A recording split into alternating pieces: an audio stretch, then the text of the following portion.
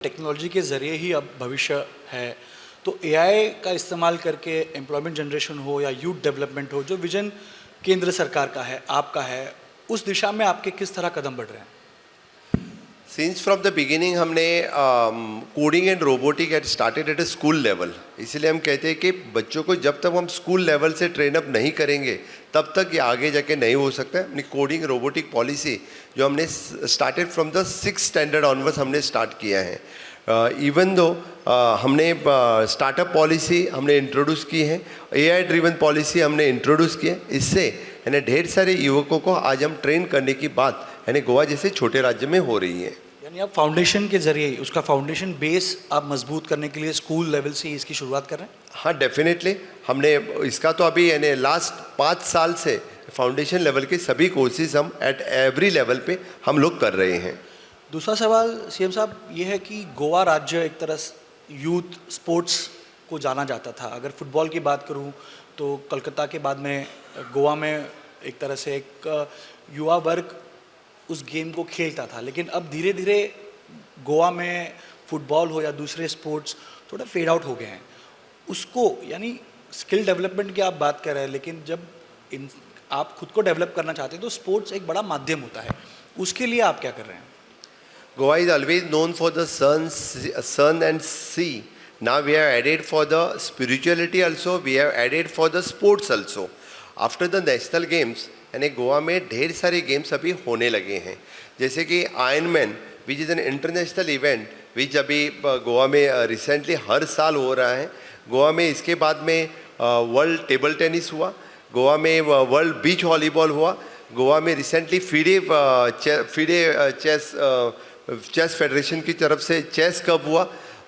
इस तरह के डिफरेंट स्पोर्ट्स भी गोवा में अभी all the association are started all India level पे और इंटरनेशनल इवेंट्स गोवा में ऑर्गेनाइज कर रहे हैं।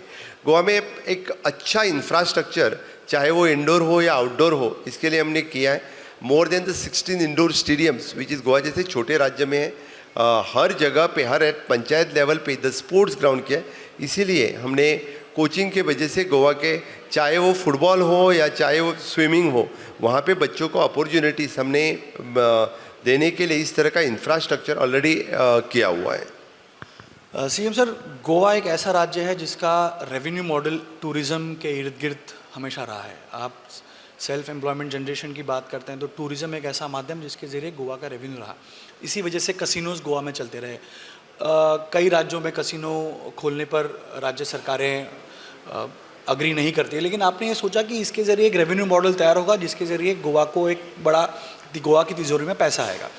लेकिन टूरिज़्म के आंकड़े अगर मैं देखूं तो पिछले कुछ सालों में वो कम होते नज़र आ रहे हैं। आज गोवा आने वाला जो टूरिस्ट है वो कहीं थाईलैंड जाने की कोशिश करता है या श्रीलंका जाने की कोशिश करता है, क्योंकि उसी पैसों में वहाँ तक आप जा सकते हो और इंटरनेशनल का एक थप्पा भी आपके पासपोर्ट पे लग जाता है।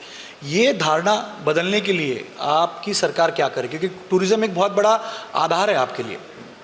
गोवा को हमेशा के लिए टूरिज़्म कैपिटल के वजह से जाना जाता है, तो डेफिनेटली टूरिज़्म का अच्छा इंफ्रास्ट्रक्चर क्रिएट करने के लिए लास्ट 5 साल से लेके रोड इंफ्रास्ट्रक्चर हो, टूरिज़्म इंफ्रास्ट्रक्चर हो, जो with the help of the double engine means honourable prime minister Narendra Modi ji के कारण ही हम अच्छा इंफ्रास्ट्रक्चर गोवा में क्रिएट कर सके। यानी कुछ लोग यानी इस तरह के टूरिज़्म फॉल डाउन है ऐसे बात कर रहे हैं, लेकिन मैं तो कहूँगा कि continuously I am monitoring after the Covid, यानी टूरिज़्म गोवा का कभी डिक्लाइन नहीं हो रहा है। यानी the percentage wise it is always increasing for the last 3-4 years. मैं खुद देख रहा हूँ, चाहे वो इंटरनेशनल टूरिस्ट हो चाहे या नेशनल टूरिस्ट हो, हमेशा के लिए टूरिस्ट वहाँ पे आते रहे हैं। और जो टूरिस्ट को सुविधा यानी चाहे even though the mice tourism had increase in the state of Goa, जिनको वेडिंग डेस्टिनेशन बोल के जाना जाता है, इसी तरह से मैंने लोग यानी गोवा में आना पसंद करते हैं। लेकिन अगर एम्प्लॉयमेंट जनरेशन की बात करूँ तो अगर एम्प्लॉयमेंट नहीं रहा तो युवा हताश हो जाता है। उनके मेंटल हेल्थ की तरफ भी आपको देखना होता है, उनको एक तरह से एक भरोसा दिलाना होता है कि हम आपके लिए एम्प्लॉयमेंट जनरेशन कर रहे हैं। आप सेल्फ एम्प्लॉयमेंट जनरेशन की बात करते हैं तो उसके लिए आपको युवाओं तक वो बातें या वो स्कीम्स पहुंचानी पड़ती हैं। गवर्नमेंट्स क्या उस दिशा में ठोस कदम उठाते नहीं है, जिसकी वजह से इन युवाओं को पता नहीं चलता कि उनके लिए क्या क्या सुविधाएं या गवर्नमेंट क्या क्या उपलब्ध करा के देती है ताकि वो सेल्फ एम्प्लॉयमेंट जनरेशन कर पाएँ? क्योंकि कई लोगों को पता नहीं होता कि गवर्नमेंट की तरफ से क्या स्कीम्स उनके लिए हैं और किस तरह उसका वो लाभ ले सकते हैं अपने भविष्य को उज्जवल करने के लिए।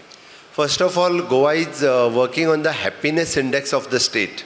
Or we are not just looking after the ease of doing the business, but we are working after the ease of living.